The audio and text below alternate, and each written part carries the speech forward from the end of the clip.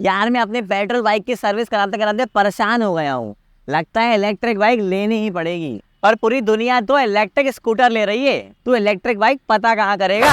क्यों चिंता कर रहे हो? दिल जुटा बाइकर सब बताएगा। दो इंडियन स्टार्टअप जिनकी इलेक्ट्रिक बाइक देखने में बहुत ही ज्यादा लाजवाब है। सो आज कंपेयर करते हैं ओबन रोर को टॉर्क एटोस R से। सबसे पहले बात कर लेते हैं कीमत की। ओबन रोर का एक्स शोरूम इंट्रोडक्टरी प्राइस है 1,50,000 रुपए। वहीं टॉर्क एटोस R स्टैंडर्ड वर्जन का एक्स शोरूम प्राइस है 1,77,000 रुपए। अभी ये दोनों ब्रांड्स दिल्ली में अवेलेबल नहीं है और बहुत ही लिमिटेड सिटीज में ऑपरेशनल है, इसलिए मैंने इनका एक्स शोरूम प्राइस बताया है। आपके स्टेट में प्राइस अलग हो सकता है क्योंकि कुछ स्टेट्स के अंदर सब्सिडी है, कुछ स्टेट में सब्सिडी नहीं है। अब आ जाते हैं बैटरी के ऊपर, जो इलेक्ट्रिक व्हीकल की जान होती है। ओबन रोर के अंदर 4.4 किलोवाट आवर्स का LFP बैटरी पैक दिया हुआ है, जबकि टॉर्क एटोस R के अंदर 4 किलोवाट आवर्स की लिथियम आयन बैटरी दी गई है। दोनों ही गाड़ियों के अंदर फिक्स बैटरी दी हुई है। सबसे जरूरी सवाल, कितना देती है? ओबन रोर आपको 187 किलोमीटर की IDC रेंज देती है और टॉर्क एटोस R आपको 180 किलोमीटर की IDC रेंज देती है। अब बात कर लेते हैं परफॉर्मेंस की। ओबन रोर के अंदर आपको 8 किलोवाट की PMSM मोटर मिलती है और इसकी top speed 100 kilometre per hour है।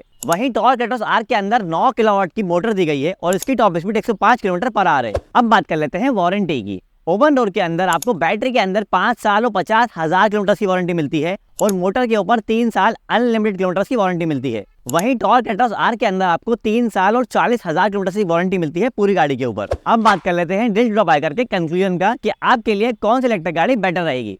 अगर लुक्स की बात करें तो दोनों ही गाड़ियों का लुक जो है वो इंस्पायर्ड है पेट्रोल बाइक से। इन दोनों गाड़ियों को देख के ऐसा लगता ही नहीं है कि ये दोनों इलेक्ट्रिक बाइक्स है। और टॉर्क एटोस R तो बिल्कुल TVS अपाचे जैसी लगती है। सो अगर आप एक पेट्रोल बाइक से इलेक्ट्रिक बाइक में स्विच होने का सोच रहे हो तो ये दोनों ही गाड़ियां आपके लिए एक बढ़िया ऑप्शन हो सकती हैं। डेली कमेंटिंग के हिसाब से टॉर्क एटोस R का जो लुक है वो बढ़िया है, क्योंकि ओबन रोर का जो लुक है वो थोड़ा सा स्पोर्ट्स सेगमेंट में मुझे ज्यादा लगता है। अगर फीचर्स की बात करें तो दोनों ही गाड़ियों में फीचर्स जो है वो बहुत ज्यादा आउटडेटेड लगते हैं। जहां पे ओला और एथर जैसे ब्रांड्स अपनी गाड़ियों के अंदर 7 इंच का टच डिस्प्ले दे रहे हैं, ये दोनों ही गाड़ियां ओबन रोर और टॉर्क एटोस R के अंदर टच डिस्प्ले नहीं आता है, पुराना वाला ही डिस्प्ले आता है। पर ये दोनों ही ब्रांड्स आपको एप्लीकेशन में अच्छे फीचर्स देते हैं। आप ओबन रोर और टॉर्क एटोस R को अपने मोबाइल से ही ट्रैक कर सकते हैं और जियो फेंसिंग का भी यूज कर सकते हैं। सो अगर आप इनमें पार्टी मोड और कॉन्सर्ट मोड जैसे फीचर ढूंढोगे तो आपको निराश होना पड़ेगा। अब बात कर लेते हैं चार्जर की। देखिए ओबन रोर के अंदर ना ऑन बोर्ड चार्जर दिया हुआ है, मतलब आपको चार्जर अलग से कैरी नहीं करना होता, गाड़ी के अंदर ही चार्जर दिया हुआ है, आपको वहाँ चार्जर निकालना है और सॉकेट पे लगा देना है।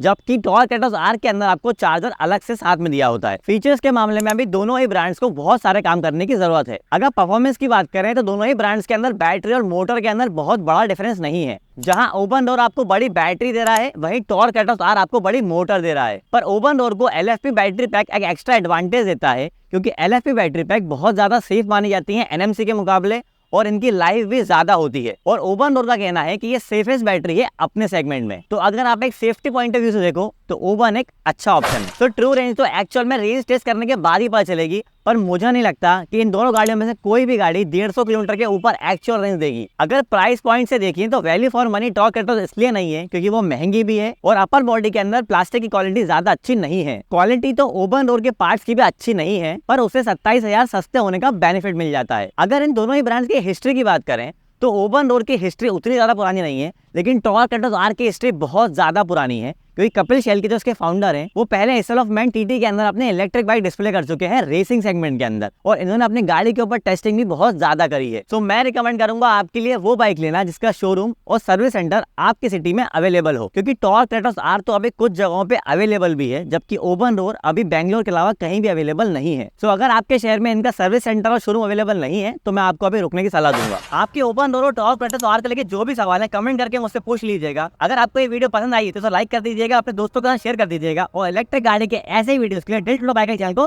सब्सक्राइब कर लीजिए।